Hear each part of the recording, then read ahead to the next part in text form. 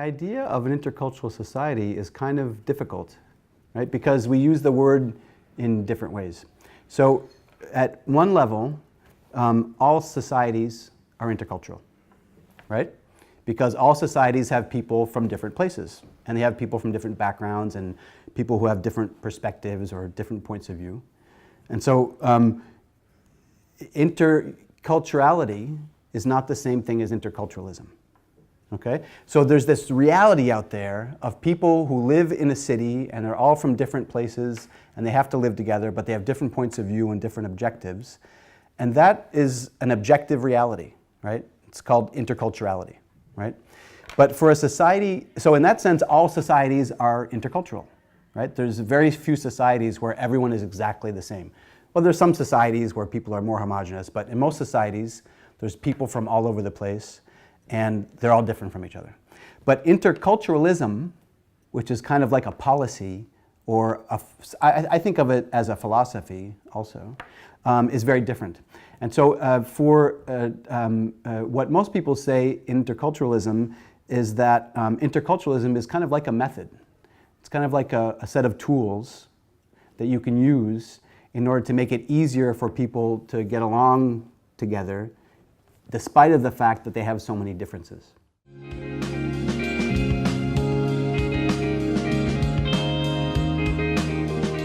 I think that cities are in a special position, because the thing that we have to remember is that immigration is not an individual project, right? Yeah, sure, there are people that decide to migrate, and then they want to change their nationality, and they're individuals and they come with their families. But people immigrate to countries in Europe and North America because the governments in those countries need immigrants, right? This is something that we forget very often, right? So it's not an individual project, it's kind of like a social project. Why do governments need immigrants? Because we have demographic problems, because in many Western industrialized societies, the demographic challenge means that we're producing less children.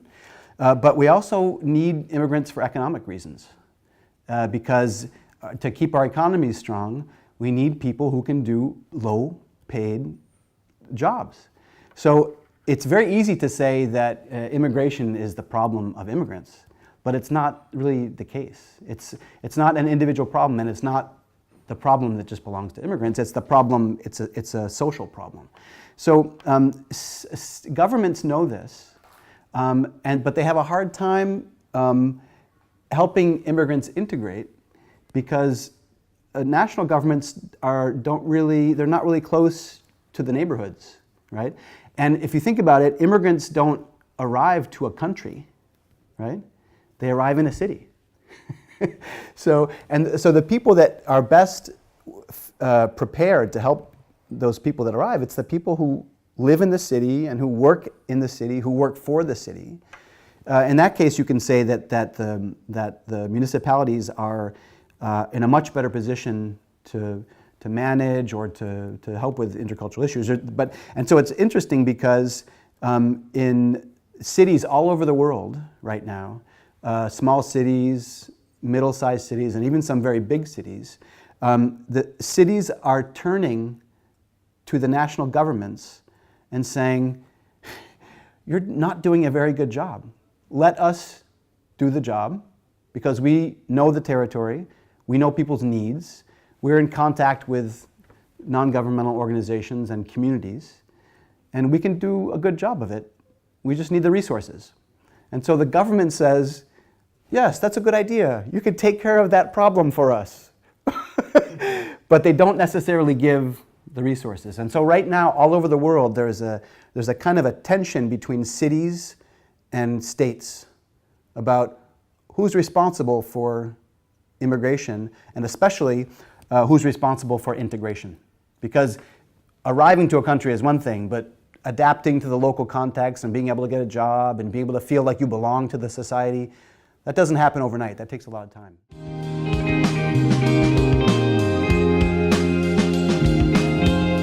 there's something different about the intercultural policy in Barcelona. And it has to do with the fact that the intercultural policy was designed to be transversal. So the idea of transversality is that most city and state governments are set up according to departments or ministries or services or whatever, and each service takes care of one set of problems. So the economic service takes care of business, and the cultural service takes care of the opera, and the transport service takes care, and everyone does their job, but these items end up being in silos, so they end up being separated out into different sections. A problem like diversity, or a problem like a subject like interculturality or interculturalism, you can't limit it to one silo. It's kind of like the ecological question. It has to do with all of those different sections. And so the challenge for city administrations with regards to intercultural policy is to find a way to figure out, to make sure that the people who need help from the city are not just getting help from one section of the city government. The intercultural policy in Barcelona began from a transversal perspective. And it began that way because there was a kind of a political consensus between the different parties in the city. And they said, we all want this, we think it's good for everybody, so we're going to agree on this across our political parties. And we're going to try to put into place systems so that the intercultural policy applies not just in one sector, but it applies in all the sectors. And that's a real challenge, and it's hard to convince politicians that that's important. Well, so you asked the role about citizenship. That's really extremely important, because when people come to a city, it's a new city for the first time, they want to feel like they're a part of the place that they belong to, this new place that they live in.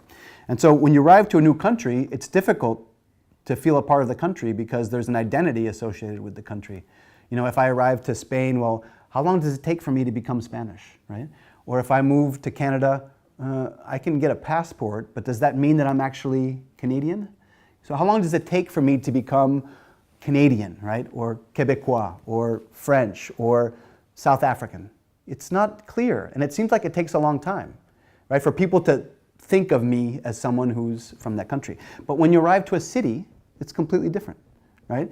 You can arrive to a city, and the next day you become somebody who lives in that city. So I can become a Montrealer, quickly, or I can become someone from Barcelona very quickly.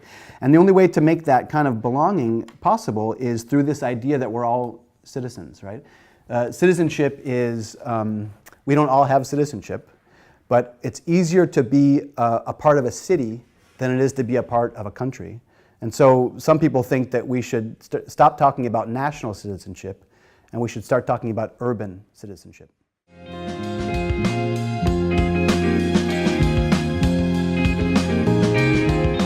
think that the people of Barcelona should be very proud of this plan, because it's really if it's not the best, it's one of the best plans anywhere, in any city anywhere. So what's the basis of the Barcelona plan? It's got different parts. There are a lot of moving parts, but the core of the Barcelona program is kind of structured around this idea of a triangle of three principles. And they're not really complicated, but they're important to keep together. The first principle is valuing diversity, right? So the first principle is just around this idea that diversity is a good thing, and it adds value to societies, and it leads to creativity, and diversity is good. We think of diversity as a good thing in pluralist societies. The second idea has to do with equality or equity. I think they use the word equity in the Barcelona plan, right? That means not just that everyone should be equal, but since some people are not equal, we have to make accommodations to make sure that everyone can kind of be more or less equal. And so there's a sense of equity that even for people who don't have the same resources, that everyone has the same rights.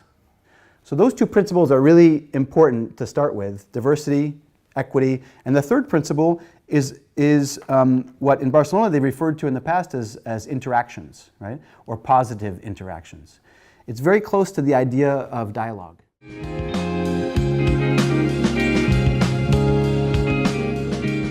This idea that diversity is something that everyone accepts as being good, it's still there, but it's not so clear that this is a consensus.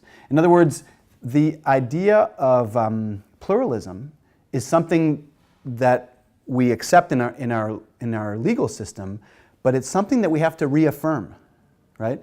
And so what I would say about diversity is that diversity is a great thing, right? And to accept diversity is really important. But I don't think it's enough. I think if we just say, look, I'm open to diversity, you're open to diversity, everything will be fine. Well, it doesn't work like that. To be open to other people is important, but it's only the first step. Because now we have all of these new situations, right? We know that there's more diversity than there was before in almost all of Western Europe and North America. The rates of diversity in many cities in Europe and North America is going to be doubling in the next 15 to 20 years. So a city like Toronto in Canada, in the next year or two, there will be more than 50% of people who are not born in Canada. So what does that mean? That means a city with a majority and a bunch of minorities. It means that the minority is going to become the majority, right? And that's different, right? That's new. We haven't had that before. It used to be maybe 20% or 30% or 32%, but 50%. That means one of every two people will not have been born in the country, in the city where he or she lives. So what that means is we have all of these new situations that we're not used to dealing with. Situations with how people dress in public, with religious garb. We have situations in swimming pools, right? How can you use the swimming pool? Can men and women swim together? We have situations in public libraries. We have situations in cemeteries, right? For example, should there be separate cemeteries for separate religious groups? There's all of these new situations that we were not used to dealing with before. And so we can't just continue saying diversity is a great thing, you have to be open to diversity. Well, people want to be open to diversity, right? But sometimes they don't really have the conditions to do that. And so we have to start thinking about new ways. We have to look for new tools, and we have to think about developing new kinds of skills, right? And so one of the ideas that circulated, much because of the Barcelona plan, is this idea of convivencia, right? Convivencia, and it's a nice idea that we should be able to live together, right? But convivencia, if I understand correctly, also makes people think about the conflict and the tension between people who are from here and people who come from abroad. In French, we have a similar expression, right? In French, we use the expression vivre ensemble, which literally means living together, right? Vivre ensemble. Living together, like convivencia, it's a nice idea. We have to be able to live together and get along, and it's important to be nice to your neighbors, right? But even vivre ensemble is not enough. Because what we have to be able to do is we have to be able to think about what we can actually do together, right? So vivre ensemble is a nice thing, but what we should be thinking about is faire ensemble, right? Which means doing things together, right? And we can't, from my point of view, we can't live together well and do things together well if we don't have some basic notion of how people communicate across cultures.